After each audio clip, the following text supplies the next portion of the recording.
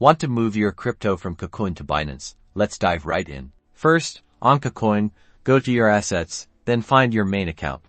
Select the cryptocurrency you want to send. I am using USDT for this example. Now tap on the withdraw button. Switch over to your Binance app.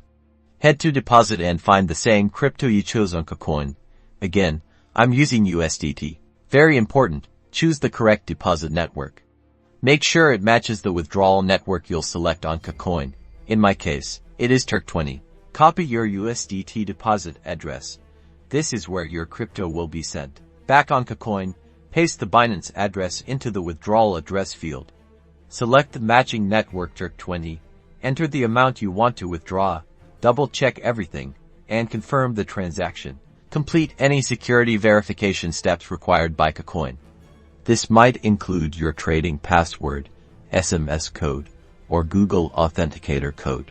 Now, just wait for the transaction to process. You can track the progress on both Kucoin and Binance. Once confirmed on Binance, your crypto is successfully transferred.